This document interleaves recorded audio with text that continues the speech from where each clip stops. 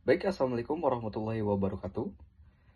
Salam sejahtera bagi kita semua. Shalom, Om Swastiastu, Nama Budaya, dan salam kebajikan. Selamat pagi, siang, sore, maupun malam buat Anda semua yang perkenalkan, nama saya Sultan Hadi Rizkullah. Saya dari Prodi S1 Hukum dengan nomor NIM 30125040. Di video ini saya ingin memberi tanggapan sesuai soal tugas evaluasi tengah semester untuk mata kuliah kecerdasan emosional. Oke, dalam teori Goleman, kecerdasan emosional terdiri dari 5 aspek utama, yaitu kesadaran diri, pengendalian diri, motivasi, empati, dan kemampuan membina hubungan. Nah, kelima aspek ini sangat terlihat relevansinya dalam suatu kasus antara insinyur dan wakil presiden perusahaan yang di soal ETS ya.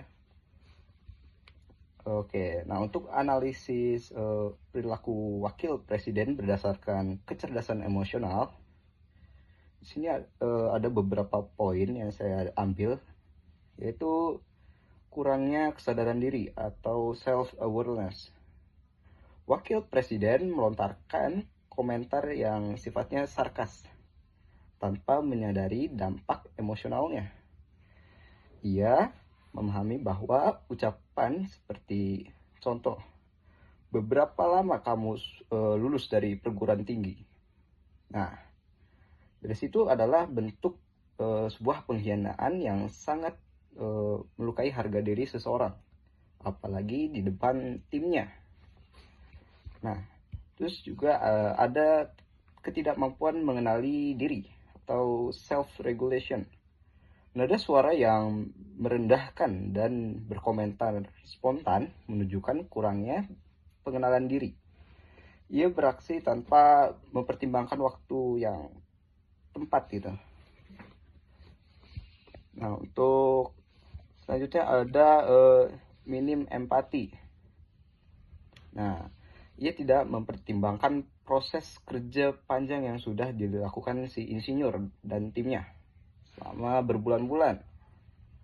Nah, tidak ada usaha yang memahami perspektif mereka atau memberikan ruang klarifikasi itu. Nah, terus juga dia kurang membangun hubungan atau relation management, di mana sikap merendahkan justru merusak hubungan kerja, membuat bawahan kehilangan motivasi, bahkan sampai ingin mengundurkan diri. Ini menunjukkan kegagalan besar dalam aspek manajerial. Nah, terus juga dia juga kurang motivasi positif, motivation, karena ucapan-ucapannya tidak mengarah pada perbaikan, tetapi justru mempermalukan atau mengkritik.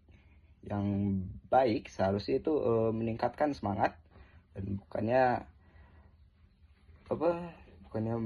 mengarah ke ucapan yang tidak benar lah. Meningkatkan semangat, bukan mematikan motivasi si timnya.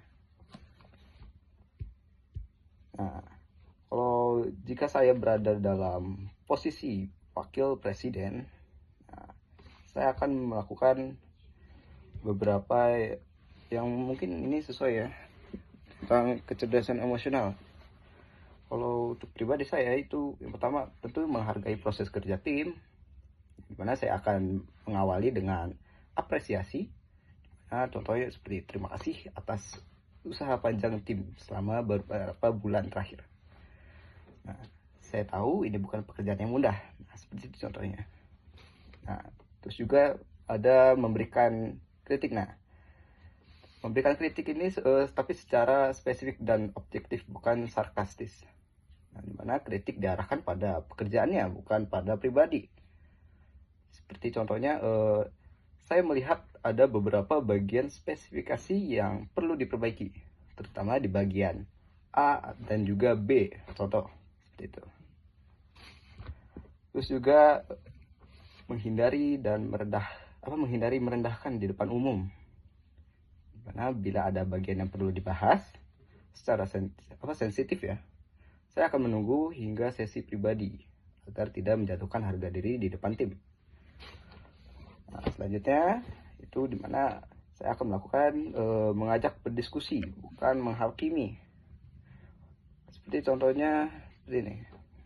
Menurut Anda, apa tantangan besar yang membuat bagian ini belum optimal? Apa bantuan yang akan dibutuhkan? Nah, dengan cara ini komunikasi menjadi dua arah nih, seperti itu. Nah, terus juga fokus pada solusi dan juga pengembangan. Contohnya, mari kita menjadwalkan ulang review setelah perbaikan.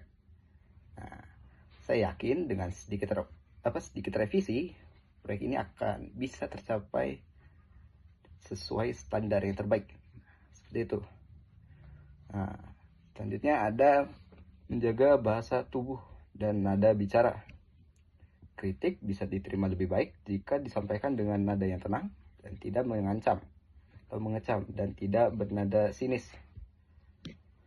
Nah, terus juga baru itu penutup dengan dukungan dan motivasi.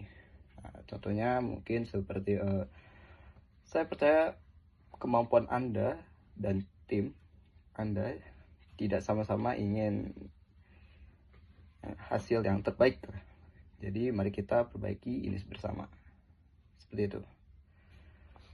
Nah, kesimpulan yang saya ambil dalam studi kasus ini, mana wakil presiden di perusahaan tersebut yaitu gagal menunjukkan kecerdasan emosional yang baik. Ia tidak sadar dampak dari ucapannya, mana tidak mengendalikan reaksi dan tidak memiliki empati terhadap kerja keras si timnya itu.